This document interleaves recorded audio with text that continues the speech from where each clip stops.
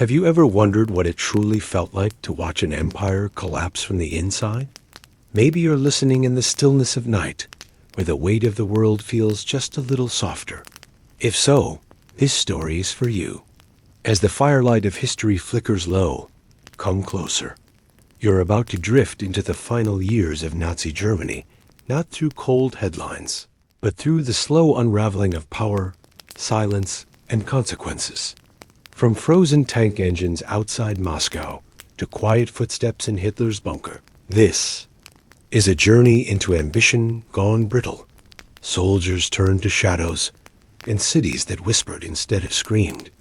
We'll move softly through betrayal, vengeance, and fragile moments of mercy, all the way to the echoing silence that followed Berlin's fall.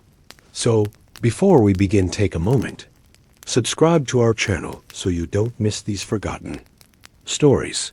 And if you're listening from a quiet place, let us know where you are in the comments. Now, rest your eyes, breathe slowly, and let's begin with the strange hope and quiet terror of a summer morning in 1941.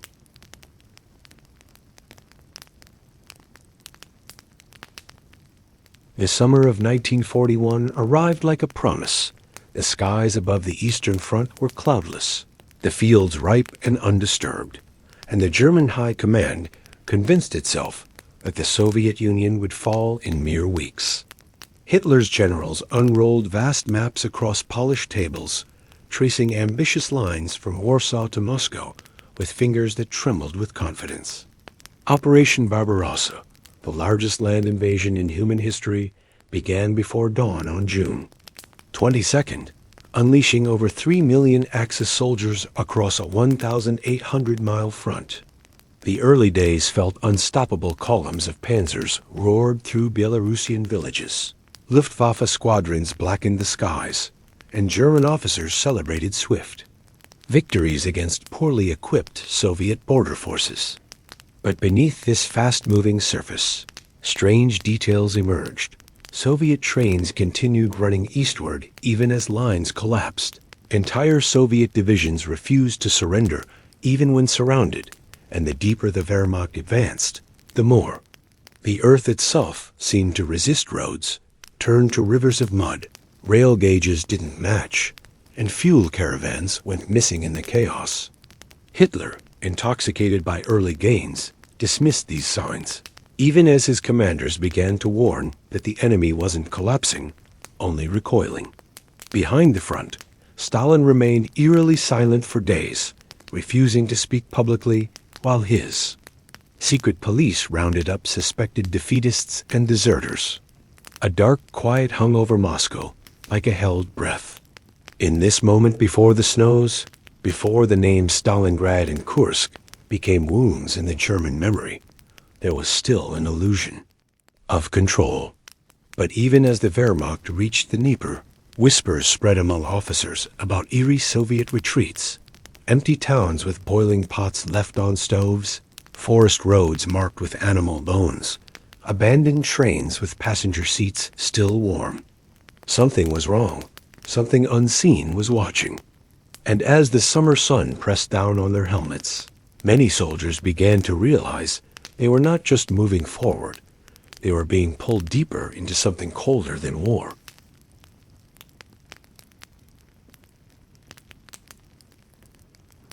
They were being pulled deeper into something colder than war, and by autumn, the forests themselves seemed to hold their breath. German soldiers pushed further east through terrain that grew stranger with each mile. Birch trees bent in unnatural ways. Thick fogs hung low for days, and the silence between towns stretched longer and darker.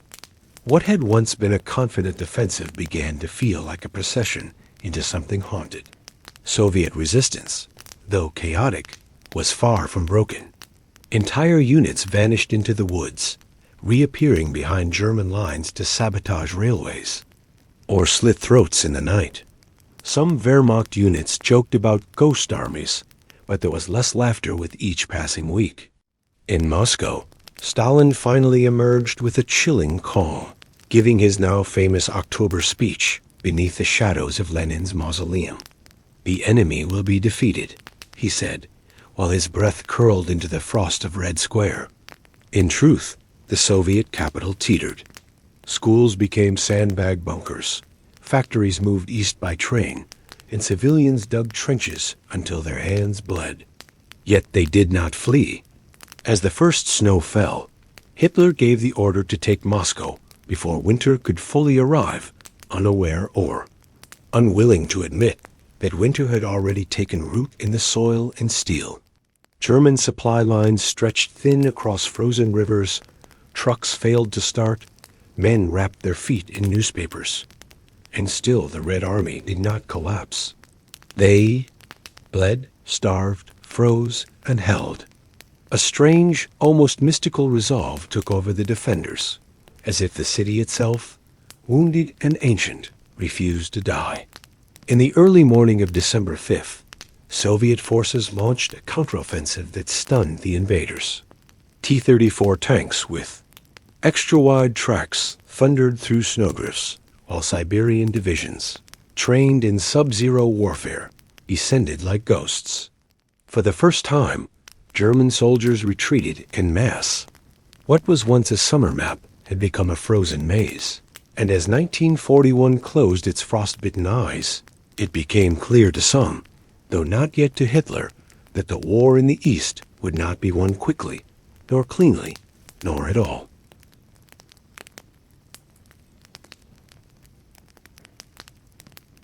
The war in the East would not be won quickly, nor cleanly, nor at all, and as 1942 unfurled with ash-gray skies and haunted cities, Hitler refused to face it.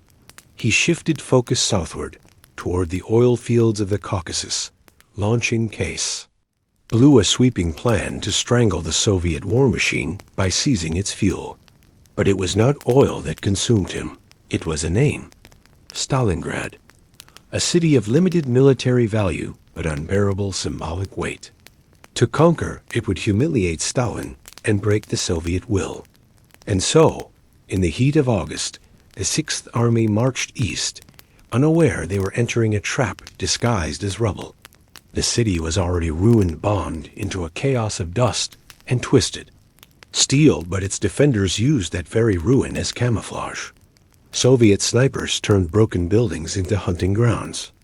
Artillery was zeroed in on half-collapsed factories. German tanks found their treads tangled in pipes, their vision blocked by smoke. Street by street, floor by floor, the fighting turned into something more animal than strategic. Men stabbed each other with shovels, fought over staircases, died, in silence under the weight of their own limbs. And yet, day after day, Hitler demanded the city be taken. He threw divisions into the grinder as though they were ink on a map. Meanwhile, far to the north and south, the Soviets waited. Then in November, under the white breath of winter, they struck encircling the German Sixth Army in a pincer movement as precise as it was brutal. Supplies were airdropped into the encircled pocket, but wind and Soviet fire scattered them like falling prayers. Starvation set in. Horses were eaten first, then rats and belts. By January 1943, the once proud army, some 300,000 strong, was a mass of frostbitten skeletons. General Paulus, forbidden by Hitler to surrender, surrendered anyway. It was the first time a full German field army had fallen. Across Germany, a terrible quiet followed. In Soviet Russia, a new kind of momentum stirred. The war was still far from over, but for the first time, something irreversible had broken in the frost of Stalingrad's throat. The myth of Nazi invincibility finally shattered.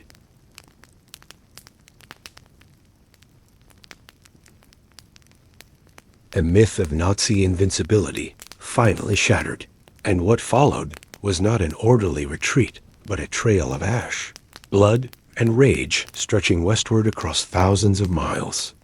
After Stalingrad, the Eastern Front became a churning, grinding landscape of loss for the Germans.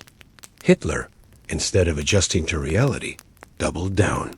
He demanded that cities be held at all costs, that no step backward be taken.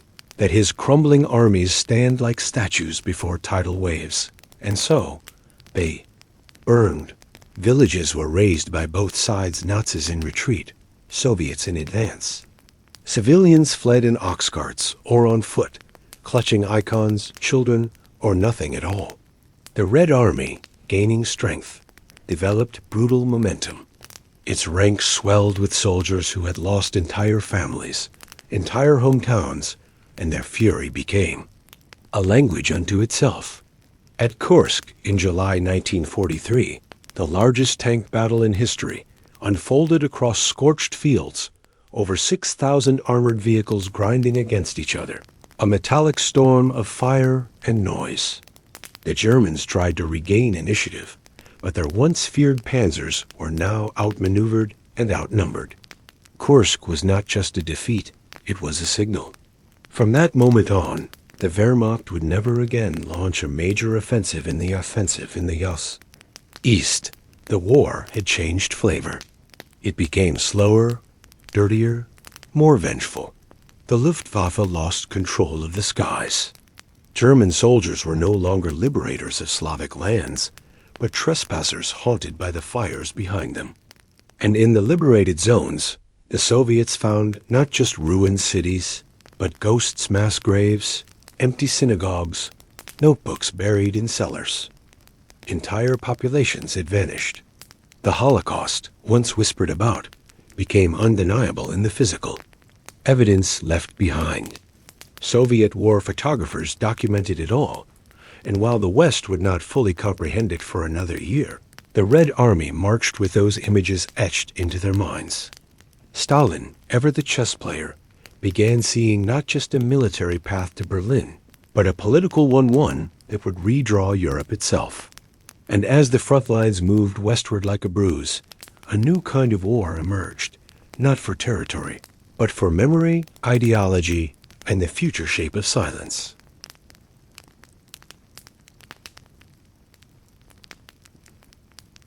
The future shape of silence now lay somewhere west, where every town taken seemed to speak in broken teeth and scorched earth. By early 1944, Soviet forces had not only clawed back territory, they had become the storm. The Red Army crossed into Ukraine and Belarus with a speed and hunger that unsettled even their own commanders. But with each mile came the discovery of deeper horrors, mass execution pits filled with children's shoes, burned-out ghettos where weeds pushed through, rib cages and entire villages remembered only by the ashes their names were written on. In response, mercy thinned. Soviet soldiers, many of them no older than the boys buried beneath them, fought with a coldness sharpened by grief. And behind them, Stalin watched with calculation. The West hoped that Soviet victory would mean peace, but Stalin saw something else. A blank canvas for control. When the Warsaw Uprising began in August 1944, the Polish resistance rose against the Nazis, believing help was near. Soviet forces stood just across the Vistula River, but Stalin halted. For 2 brutal months, the Nazis crushed the uprising as Soviet commanders looked on through binoculars, unmoved. Over 200,000 civilians died, and Warsaw was razed block by block. The West protested weakly, but it was already too late. Stalin had signaled his intent. He would not share Eastern Europe. Shortly after, Operation Begression shattered what was left of Army Group Center, the once proud core of the German Eastern Front. Entire divisions were swallowed by forests, rivers, and the relentless Soviet advance. Hitler still cocooned in. Maps and morphine dreams refused to believe it. He sacked generals, shouted about betrayal, and declared fantasy divisions that existed only on paper. But the facts were iron. The Red Army now stood less than 300 miles from Berlin. What had begun as conquest had become revenge. And as Soviet boots thudded westward into a Germany unready for the world it had unleashed, the war began to whisper. Its final question, not who would win, but how much would be left to bury when the silence returned.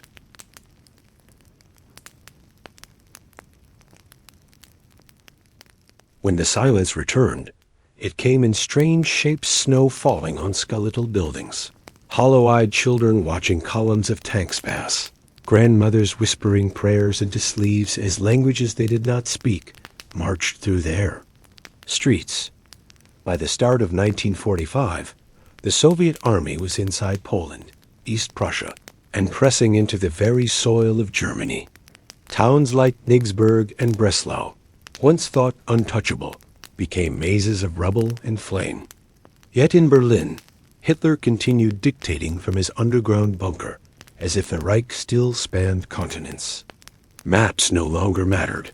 The war had become a fevered dream of moving arrows, imagined divisions, and vengeance wrapped in iron. Inside the capital, civilians dug tank traps in public parks, while children trained with wooden rifles.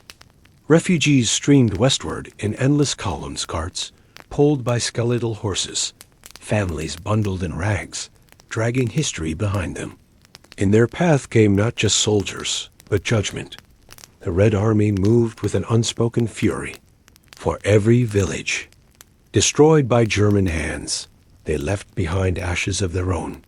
The looting began quietly, watches taken, radios pocketed, but quickly swelled into something darker. Women hid in cellars or under hay, knowing what came next. Revenge had no uniform. In January, the Soviet Vistula Oder offensive roared across the frozen rivers and snow-bound forests, reaching the Oder River in just over 2 weeks, now less than 70 kilometers from Berlin. German resistance crumbled, and still Hitler spoke of counterattacks led by boys and old men. He dismissed reports of Soviet tanks near the capital as lies, conjured miracle weapons from myth, and trusted only a shrinking circle of fanatics. Meanwhile, Stalin moved like a man who already owned the ending. At the Yalta Conference, he sat across from Churchill and Roosevelt, smiling politely, nodding at agreements he would never honor. His armies were not just soldiers, they were ink, redrawing the borders of a continent. And as Berlin's church bells were silenced by artillery fire for the first time in centuries, a cold understanding settled over the ruined lands. The war was about to end, but something darker was preparing to survive it.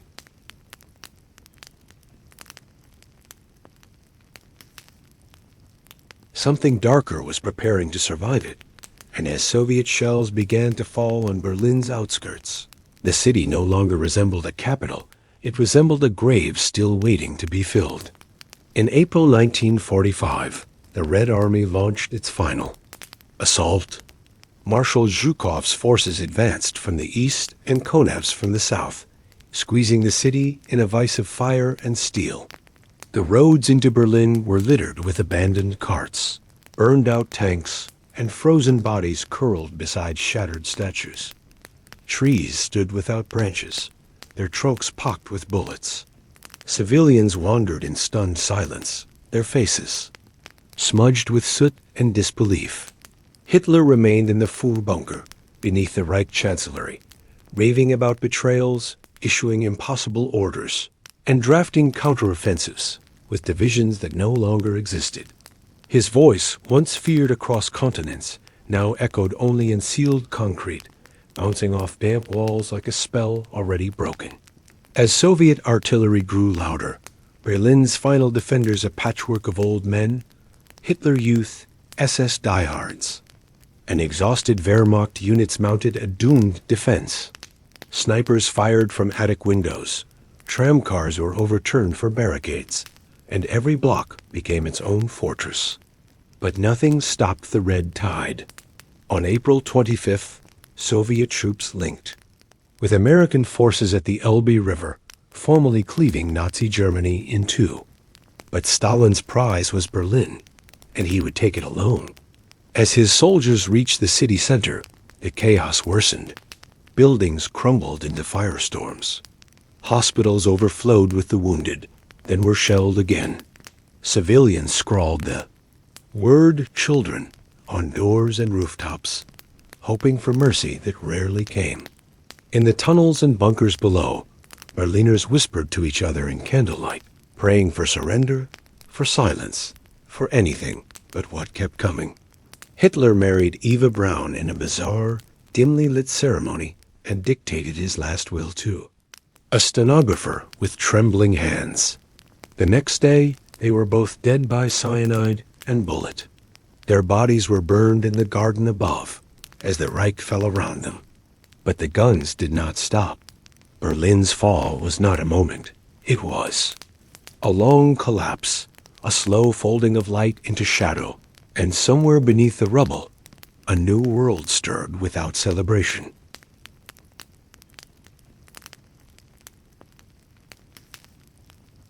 A new world stirred without celebration, and as Berlin's smoke curled into a sky too tired to notice, no music played. There were no parades in the streets, no ringing bells or cheering crowds, only the rustle of boots over broken glass and the low moan of the wounded who had outlived the fire. On May 2nd, 1945, the remaining German defenders in Berlin surrendered. The Soviet flag was raised over the Reichstag, not with triumph, but with trembling hands and hollow eyes. Soldiers who had fought from Stalingrad to Silo stood in the heart of the Third Reich and found no joy, only exhaustion and the ghosts of what they'd become.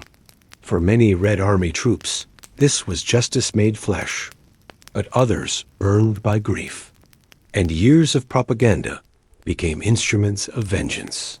In the dark alleys and basements of Berlin, mercy vanished.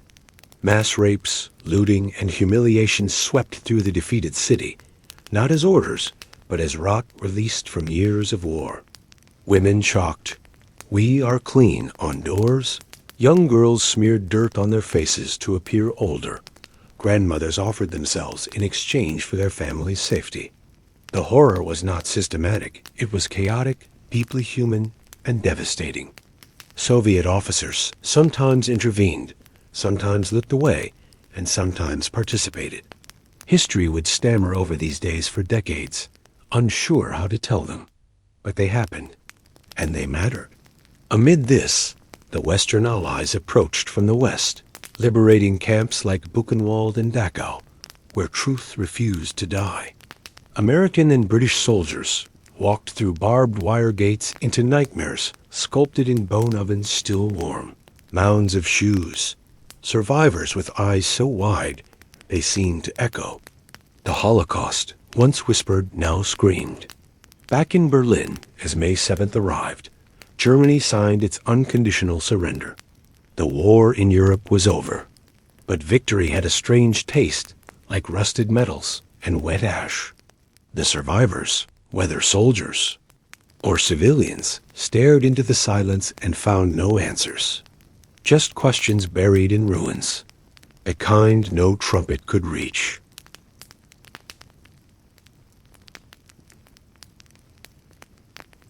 The kind no trumpet could reach echoed far beyond Berlin's charred skyline, threading through every ruined village, every hollow church, and every nameless grave from the Volga to the Rhine. As Europe exhaled its ruined breath, a new kind of war began, one not fought with tanks or rifles, but with silence, memory, and the careful curation of blame.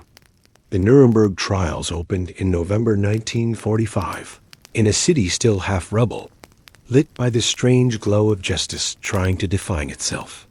The world watched as men who had once sat at Hitler's side, Hermann Göring, Rudolf Hess, Joachim von Ribbentrop, stood, in docked suits before a panel of judges from the very nations they had tried to destroy. The charges were grave: crimes against peace, war crimes, crimes against humanity. For the first time in history, a war's architects were being held accountable not by vengeance, but by law. The defendants made excuses, denied knowledge, blamed each other, blamed orders, blamed abstractions. But the evidence was too vast. Films shot by Allied soldiers, documents signed in ink still fresh, survivors who could still point and name. One by one, the accused were sentenced, some to death, some to prison, some to histories that would never forgive them. But not all crimes were tried. The Soviet judges condemned German atrocities while remaining silent on their own. The Katyn massacre, the gulags, the rape of Berlin. The Western Allies, too, looked the other way where it suited them, eager to rebuild a divided Europe before Stalin could reshape it entirely. And so, justice came with shadows. Meanwhile, millions of displaced people wandered across a continent. Without edges, Holocaust survivors, forced laborers, orphaned children, former soldiers with no homes to return to. Transit camps sprang up like weeds, and governments struggled to define what home meant now. In the silence after surrender, Europe did not heal, it rearranged itself. And deep beneath the polite speeches and reconstruction plans, a quiet war of ideas began to bloom, cold and unseen, but already gathering its frost.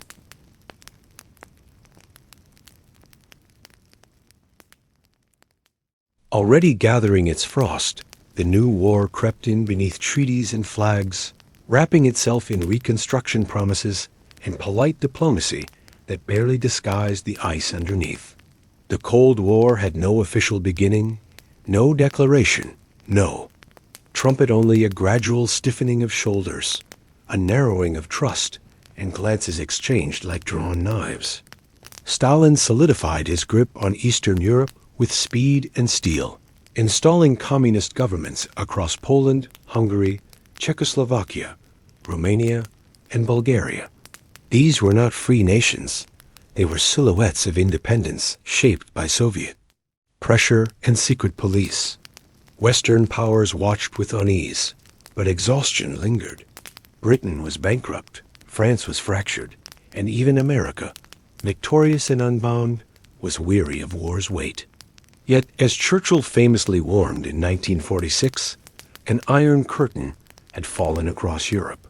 In response, the United States launched the Marshall Plan, offering billions in aid, not out of pure charity, but to build a bulwark against communism spread. Stalin rejected the aid for all Soviet bloc nations, fearing it would loosen his grip. The continent became a map of division Berlin itself, split into 4 zones, like a body quartered for control. In the east, statues of Lenin rose in soot-covered plazas. In the west, Coca-Cola appeared in corner shops and jazz returned to radios. But even as cities rebuilt, old wounds festered. Millions of Germans expelled from former Eastern territories wandered as refugees. Former collaborators vanished into crowds or were lynched in alleyways. Jews who returned home found their houses occupied, their neighbors silent, their names erased. Some left for New World's Palestine, America, anywhere but here. The war was over, but the peace was uneasy, stitched together by compromise and denial. New lines were drawn not just on maps, but in hearts.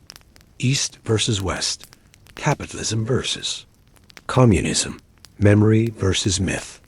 And in that chill between banners and barricades, children were born who would never know a world without barbed wire between ideologies. Europe was no longer a battlefield. It was a question waiting to be answered by history's next breath.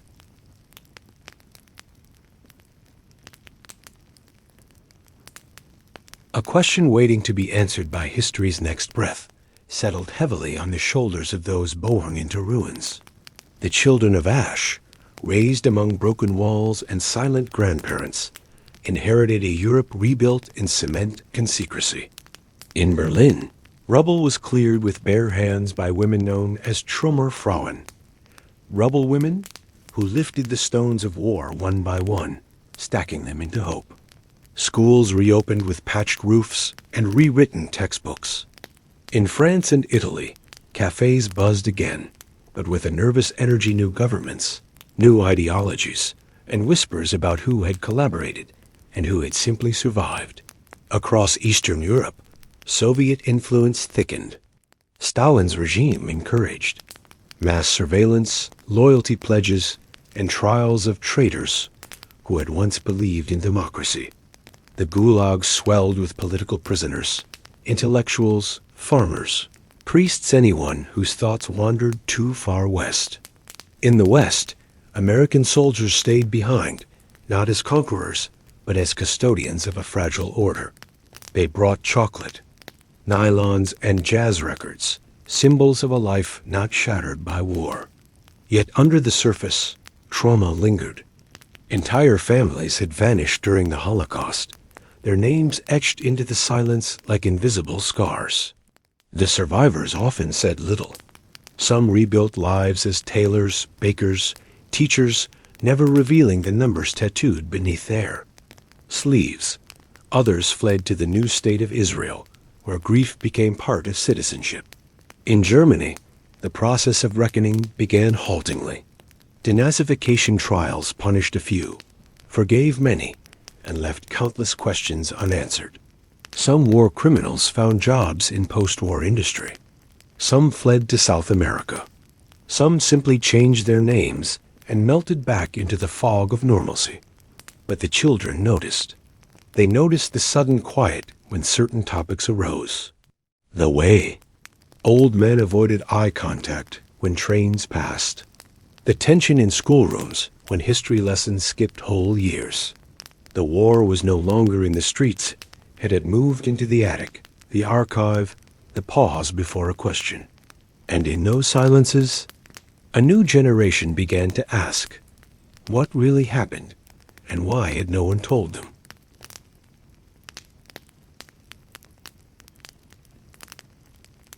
What really happened, and why had no one told them?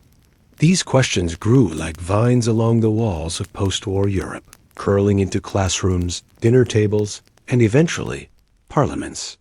By the late 1950s and early 1960s, the silence began to crack, not in explosions, but in literature, testimonies, and long-withheld confessions.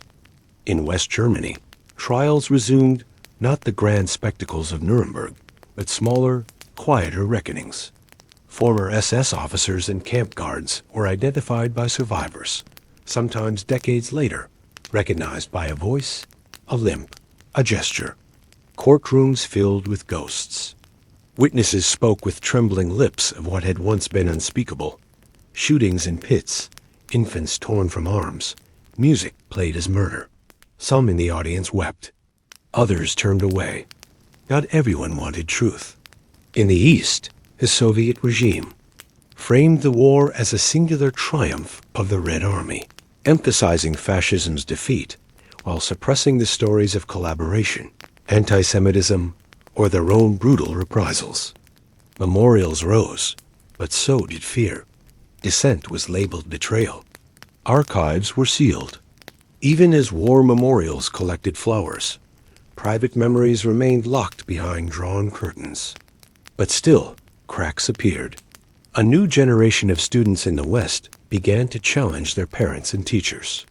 In Paris and Berlin, protests erupted not just about Vietnam or capitalism, but about memory itself. What did you do in the war became less an accusation than a plea for honesty. Meanwhile, Holocaust survivors who had once stayed silent began to write, speak, and testify, not to accuse, but to ensure forgetting never finished what the gas chambers started. Their stories filtered into school curriculums, into films, into culture. The names of camps Auschwitz, Treblinka, Sobibor became symbols of something too large to carry, but too important to set down. And yet, even with the stories told, the past remained complicated. Some towns held annual remembrance ceremonies while still denying their role. Some statues honored resistance fighters beside buildings named after collaborators. The war was no longer just history. It had become a mirror, and every nation had to decide what they saw in the reflection.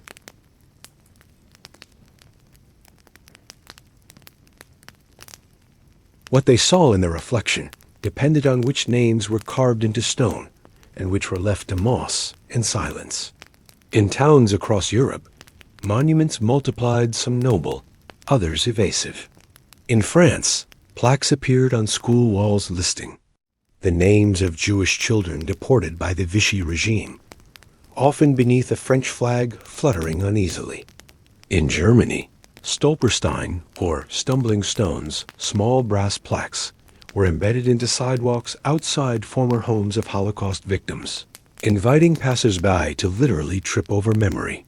These were not grand statues, but quiet, interruptions history at ankle height. Meanwhile, in Eastern Europe, the story was more fractured. The Soviet narrative still dominated. The Great Patriotic War, the heroism of the Red Army, the martyrdom of millions. There was truth in that. Story, but not the whole truth.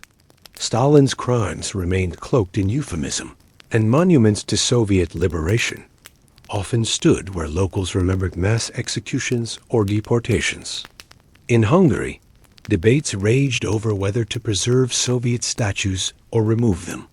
In Poland, memory became political terrain, with governments rewriting textbook phrases like brushstrokes in an ideological painting. Even in the newly established Israel, memory carried weight and complexity.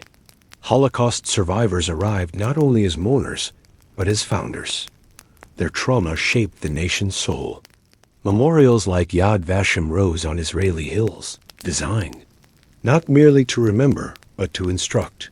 Never again. Yet even there, memory could collide between past victimhood and present conflict. Across the Atlantic, in the United States and Canada, refugee families rebuilt lives quietly. Their children grew up between languages, aware their bedtime stories skipped entire decades. And as the Cold War deepened, the world split further, not only by geography, but by how history was allowed to speak. The Nazis were universally condemned, but who bore guilt, who was a bystander, and who resisted became more difficult questions. And so, as new generations stood in front of old stones, they began to ask not just what had happened, but what had been allowed to happen, and what silence had cost them all.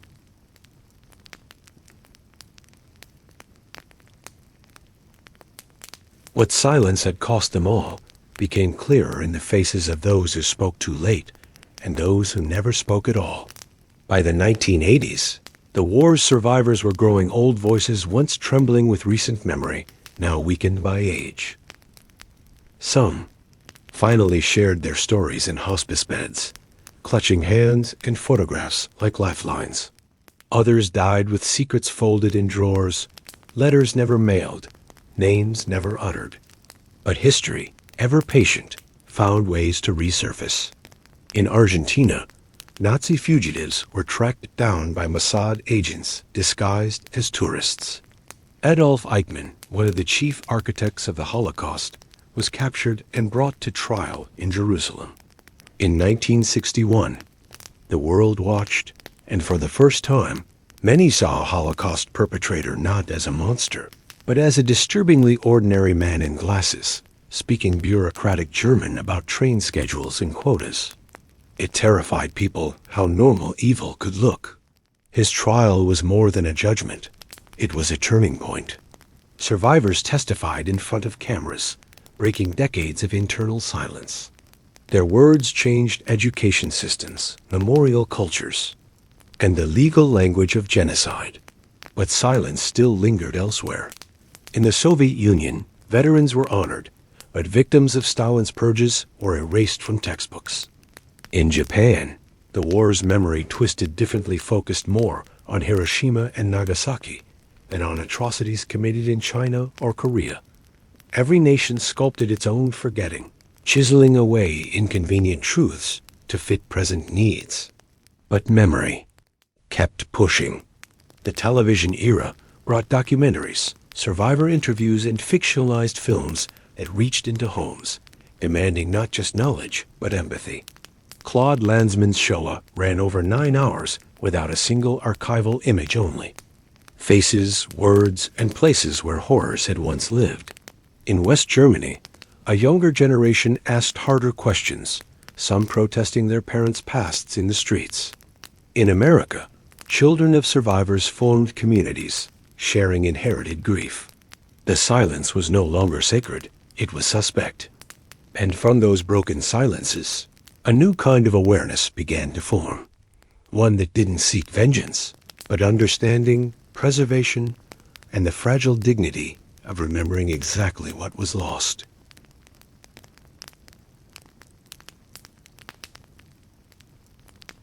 The fragile dignity of remembering exactly what was lost became a quiet revolution, one built not on flags or armies, but on candles, classroom discussions, and names read aloud. In cities across Europe and beyond, Holocaust Remembrance Days emerged not just as rituals of mourning, but as soft acts of resistance against forgetting. Museums evolved from mere exhibits into sanctuaries of testimony. At Auschwitz, visitors walked through barbed wire and watched their breath cloud in cold air as guides explained the impossible, how a system was built to murder children, grandparents, artists, laborers, and lovers with the precision of an industry. But not all remembrance was solemn. Some survivors chose to sing, paint, or cook as memory.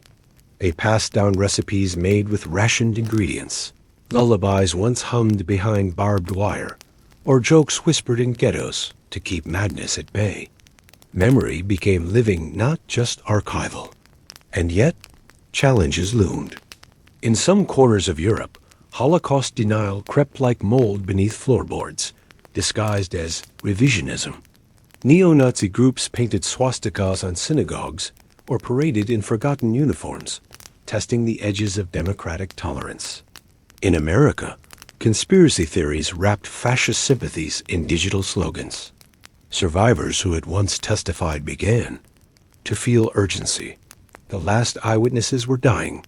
What would happen when no one living could say, "I was there"?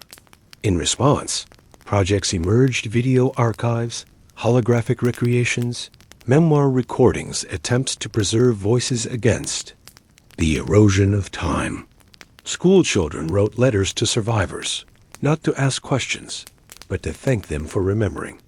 In Germany, laws forbade Holocaust denial. In France, hidden resistance heroes were finally honored. In Poland, the tension between pride and guilt played out in museums and marshes. And through it all, a fragile truth persisted. Memory, though scarred, could be tended like a garden. Each story, no matter how painful, planted something. And each new generation walking among the stones touching rusted rails, reading faded diary pages, was not just inheriting the past, but choosing how to carry it forward. Not to punish, but to protect. Not to bleed, but to breathe.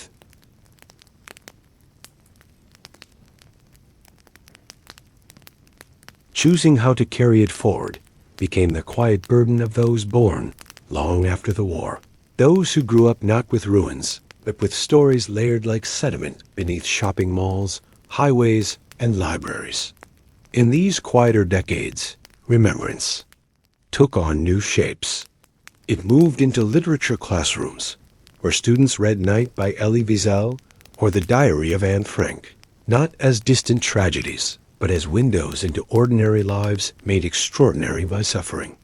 It entered films not only in somber documentaries, but in mainstream cinema, where audiences sobbed in darkened theaters, not because they were seeing horror, but because they finally felt it. Yet even as awareness expanded, so did the complexity.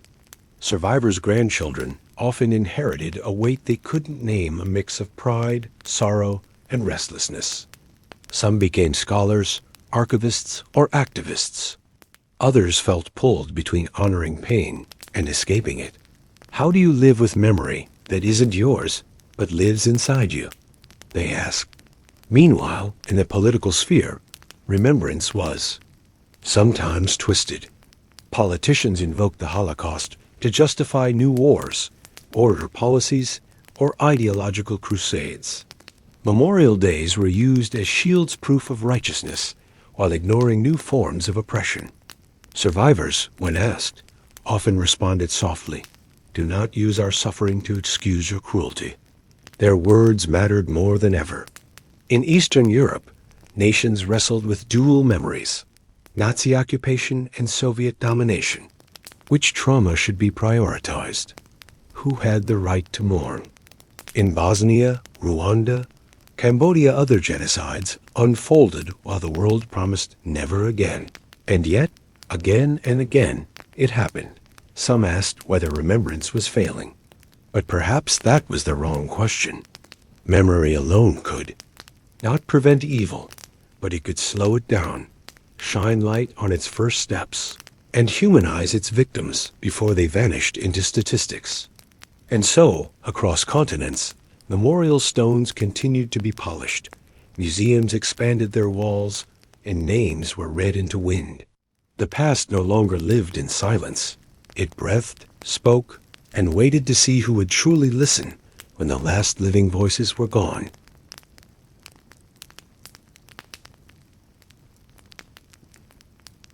When the last living voices were gone, the question became not what happened, but how it would be remembered when no one could say, "I was there."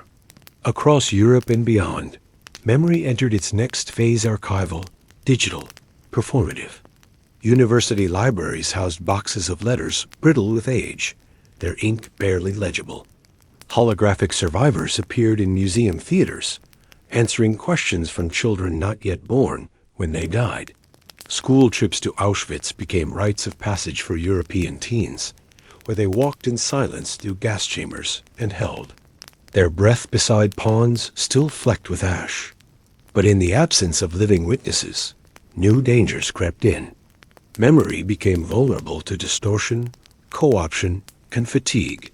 Some began to question the necessity of remembering something they didn't cause, didn't experience, didn't feel in their bones. They asked, why carry this forever? Shouldn't we move on? But survivors, in their final years, had often warned against that question. Moving on, they said, is different than moving past. To carry memory is not to chain oneself to grief, but to keep a door open, a door through which compassion, vigilance, and empathy can still walk. Meanwhile, new generations looked for ways to make that memory breathe. Artists recreated ghetto lullabies in jazz and hip-hop.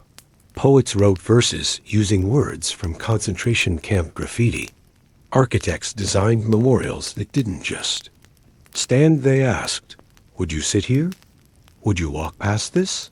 In Berlin, the memorial to the murdered Jews of Europe stood not as an answer, but as a disorienting question. Waves of concrete blocks that made visitors feel lost, watched, small. That was the point. Remembrance didn't always comfort. Sometimes it unsettled, as it should. And while some nations buried their shame in ceremony, others confronted it in classrooms and courtrooms. Germany, once the epicenter of engineered genocide, became paradoxically one of the world's most committed teachers of historical responsibility.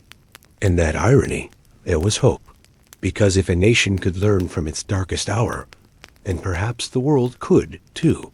Even when voices fade, echoes remain for those still willing to stop and listen.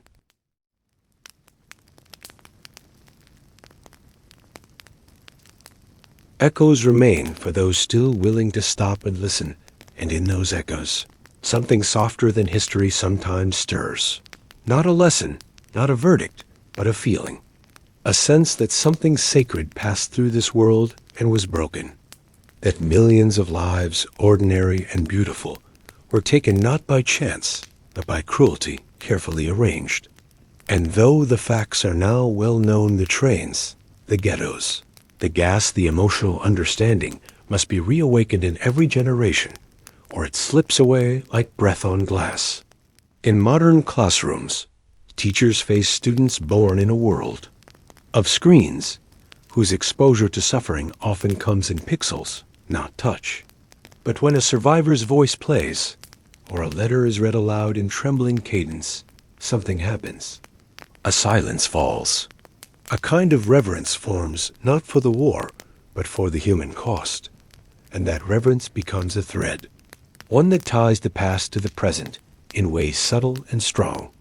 Across continents, descendants of victims and perpetrators have begun to meet not to accuse or defend, but to understand.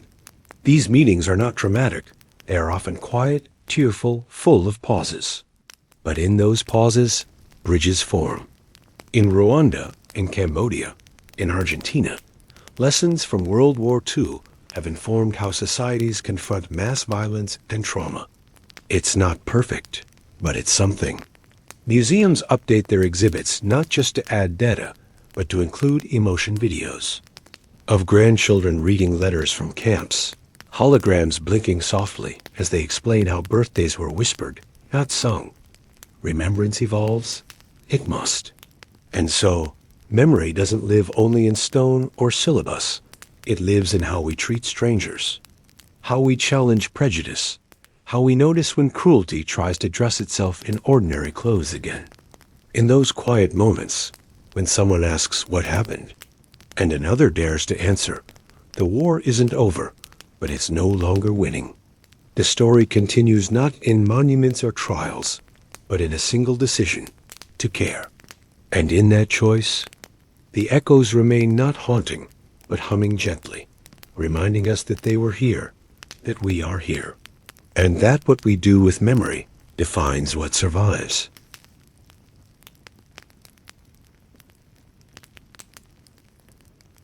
What we do with memory defines what survives, and as the last century slipped into this one, the responsibility shifted quietly into hands that never touched a war, never hid in cellars, never stood behind wire, but still somehow understood.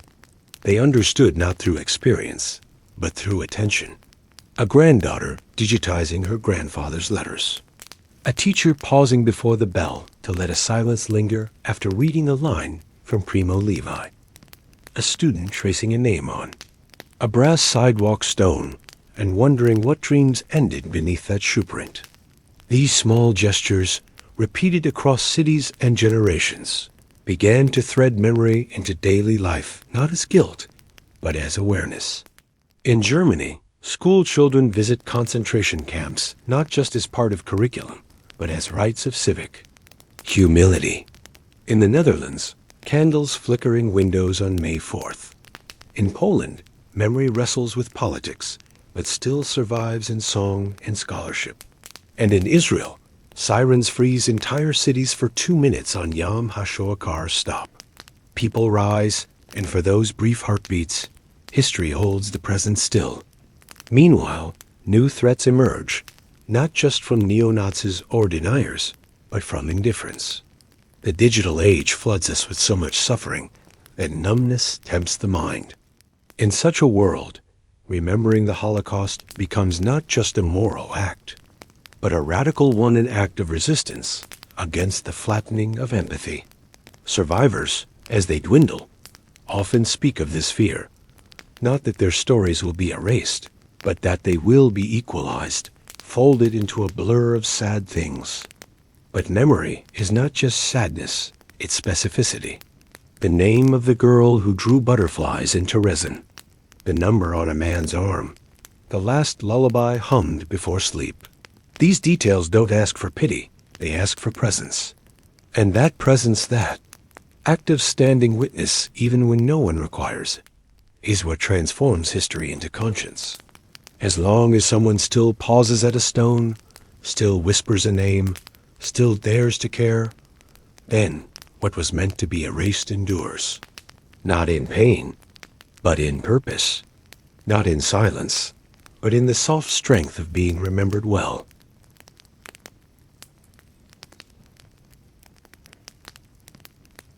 Remembered well, not as saints, not as symbols, but as people. This became the quiet mission left behind by those who had endured the worst of what humanity could become.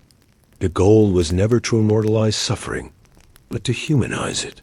To make sure that behind every faded photograph, there remained a heartbeat you could still feel. In cities where monuments stood tall, activists knelt to plant saplings beside them. In classrooms, history was no longer just facts and dates, but questions. What would you have done? What would you do now? Museums replaced glass cases with listening booths, where visitors could sit in the dark and hear a single voice tired, trembling, honest, described the shape of loss. No orchestras, no dramatics, just truth.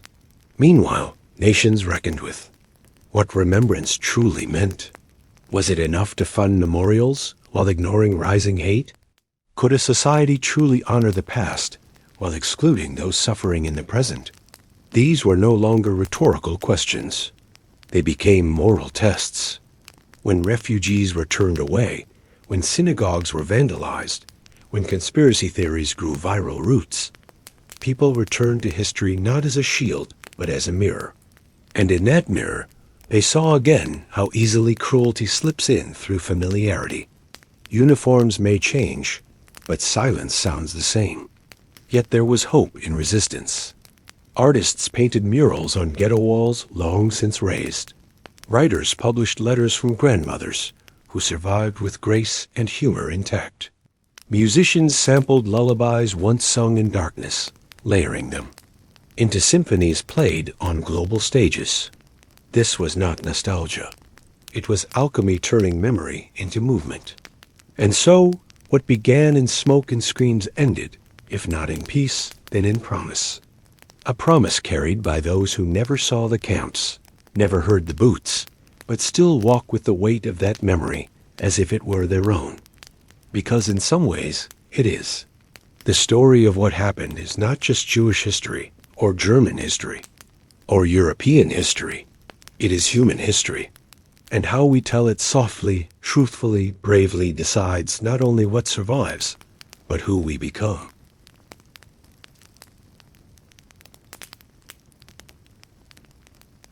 Who we become is shaped not only by our victories, but by how we carry our darkest failures, and whether we choose to look away or lean in. The Holocaust, though singular in its scale and structure, is not a story that lives in isolation. It is tethered to every moment when power is abused, when bureaucracy dulls conscience, when neighbors stop seeing each other as human. In the decades since its end, this awareness has seeped into law, ethics, and even architecture.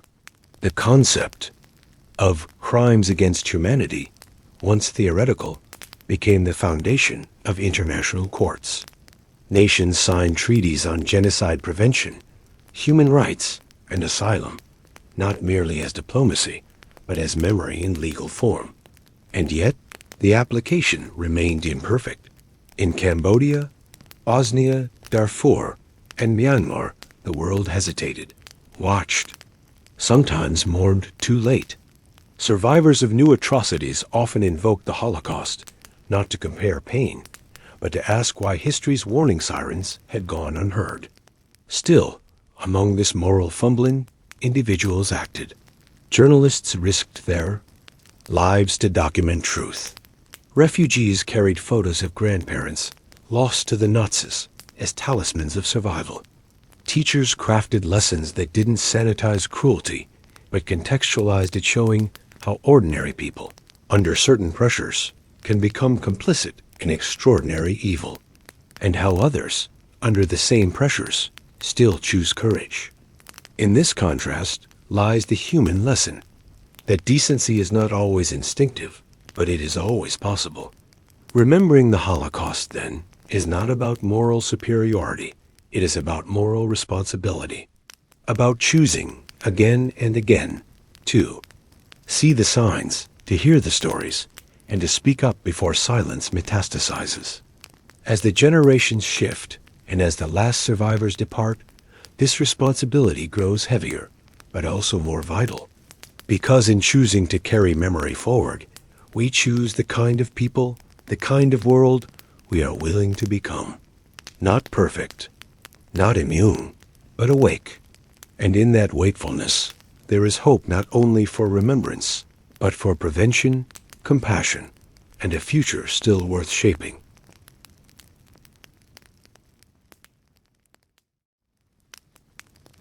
A future still worth shaping begins not in grand declarations, but in the smallest of acts. A child asking why a stone has a name, a teacher pausing to let a story breathe, a stranger lighting a candle on a step they've never climbed before. The legacy of the Holocaust does not live in fear or vengeance. It lives in the quiet insistence that people matter, that truth matters, even when it's painful, even when it's forgotten by convenience. As the world modernized, digitalized, globalized, remembrance adapted too. Interactive museums let visitors walk through recreated barracks using sound and light to simulate the absence that once consumed entire families. AI-generated voices carefully echoed testimonies, keeping cadence alive when vocal cords could no longer carry them. But there were tensions. Some worried that technology might sterilize grief, that screen glow would replace soul glow, that historical weight might become entertainment. Others argued that if remembrance didn't evolve, it would fossilize. The balance was delicate, and yet, through every medium, the core remained. Listen, not to facts alone, but to feeling. Because the Holocaust was not just about death, it was about what it meant to live under threat, to find joy in shadows, to protect a child with lullabies, even as the world collapsed. That spirit of tenderness amidst terror is what people now try to preserve. In Brazil, descendants of refugees plant trees for each lost relative. In South Africa, schools study both apartheid and Auschwitz, seeking threads of resistance and recovery. In Japan, atomic memory and Holocaust memory intersect in discussions about war, peace, and the fragility of life.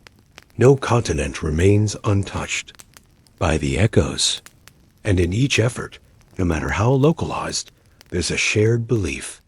That memory can be healing, not because it undoes the pain, but because it refuses to allow that pain to vanish. This belief, soft, stubborn, sacred, is what makes the future worth shaping, not out of fear that it might repeat, but out of love for what should never have happened in the first place.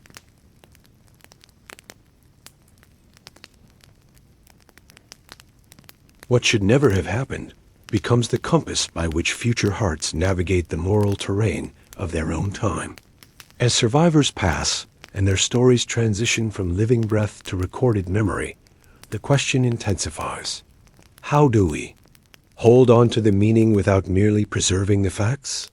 Museums can display shoes, eyeglasses, suitcases, symbols of absence, but it is the context, the compassion, the storytelling around them that prevents them from becoming static relics. In this era, memory must remain alive, not just archived. Across continents, educators reimagine how to teach the Holocaust, not as a distant atrocity, but as a blueprint of how civilization breaks. They do not only speak of Nazis or camps, but of neighbors turning away, of bureaucrats stamping death, of silence loud enough to drown screams. And they teach, too, of the few who resisted the nurse, who smuggled children in coffins, the librarian who hid names behind book covers, the priest who blessed bread in secret and called it defiance. These stories matter because they show choice real, human, flawed choice in the face of dehumanization. And that, above all, is what remembrance protects. The belief that even in collapse, people can still choose decency. In this fragile belief, new generations find strength. In Sweden, school children design remembrance art that lines subway walls. In Kenya, students write essays comparing the Rwandan genocide with European history, asking, why do we forget so easily? In Canada, the children of both survivors and immigrants share stages in remembrance ceremonies, building bridges through collective grief. The more global memory becomes, the more humane it can grow, but only if carried with care, because history doesn't haunt, it teaches. And when taught softly, truthfully, it becomes less a wound and more a warning light, a flare in fog, a quiet plea not to look away. In the end, remembrance is not about being stuck in the past. It's about making sure we never run blindly into the same darkness again, pretending we didn't see the signs, didn't hear the echoes, didn't know better.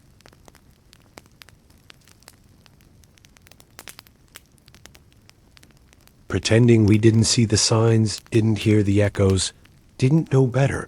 This is what remembrance fights most. Because the signs are never as subtle as they seem in hindsight. They begin with jokes that humiliate, policies that exclude, headlines that dehumanize. They begin with fear disguised as pride, with neighbors becoming strangers, and laws bending toward cruelty while the crowd applauds. History tells us that atrocity doesn't begin with gunfire. It begins with the erosion of empathy. And so, those who carry Holocaust memory now do so not as historians alone, but as watchmen. They listen for tone. They watch how words shift in the mouths of leaders, how narratives twist to paint some lives as threats and others as expendable. In this vigilance, memory gains power, not because it shouts, but because it whispers the truth that people in every era need most. It happened. It can happen again. And yet, this warning is not hopeless. It is a call to consciousness. In classrooms, documentaries, memorial walks, and late-night conversations, the Holocaust becomes not just a tale of horror, but a toolkit for moral clarity. Survivors once feared that their stories would die with them. But instead, those stories took root in new minds, in poets who write with inherited grief, in lawmakers who craft protections for the vulnerable, in artists who use paint, dance, film to make remembering not just intellectual, but visceral. The result is a memory that doesn't gather dust, it gathers momentum. Still, it requires tending. For every stone laid, another must be explained. For every name recited, a story must be told. And for every generation born into comfort, someone must remind them what it cost. Not with guilt, but with grace. Not to paralyze, but to prepare. Because the shadows of the past do not vanish with time. They retreat until invited again. And only a society that remembers how the darkness came last time can recognize the flickers of it now. That is why memory matters, not as a monument, but as a mirror, asking softly but urgently, what will you do when the signs appear again?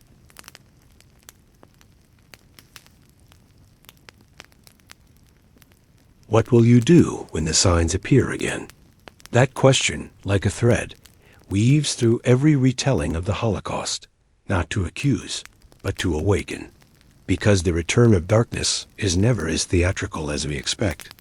It wears polite faces, speaks in legalese, and cloaks itself in slogans of safety, strength, or purity. Those who remember know this well.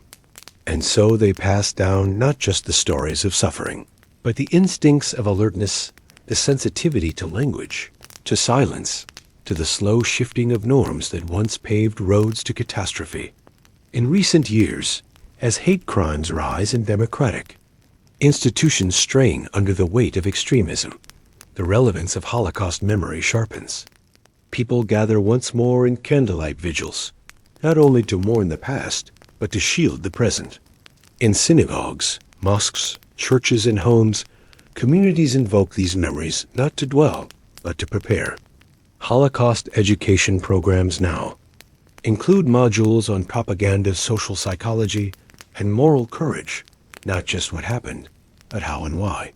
And more importantly, what it takes to stop it. The story has become an ethical compass, not just about Jews or Germans or even Europe, but about all humans, all societies, all times. Because the machinery of dehumanization is tragically adaptable, it learns new languages, new targets, new platforms. But what it cannot withstand is remembrance paired with empathy. That combination is flammable to hate.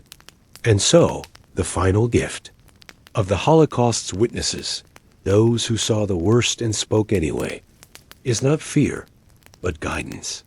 A guide on how to stay human when the world forgets how. As this story reaches its final page, its weight does not disappear. It transfers. To you, the reader, the listener, the rememberer. To your voice, your choices, your moments of stillness when a harmful joke lands or a cruel law is passed, or a stranger is made to feel small. The past is not just behind us, it is beside us, waiting to see what we do with it, waiting to see. If this time, when the signs return, someone will notice, and someone, gently, will say, "Not again."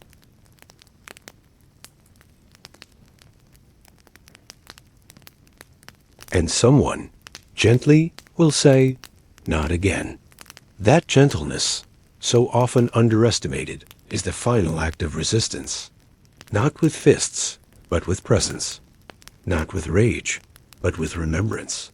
The story of the Holocaust does not end in textbooks or memorial stones. It ends and begins again in the quiet choices we make every day. To listen closely, to speak kindly, to push back when cruelty is dressed as reason. It begins again when you pause by a name carved into stone, or correct a myth spoken in ignorance, or teach your child that every human being carries a story worth honoring. That is how memory endures, not because we are forced to remember, but because we choose to. And in that choice lies the future. So if your breath is quieted, if your thoughts are still, let them stay soft a little longer. Let this story settle in the spaces where action grows. Subscribe to our channel so we can meet again next time and hear the stories still waiting to be told. Other voices are calling. Other histories are whispering. They are not gone, just waiting for someone like you, willing to remember well.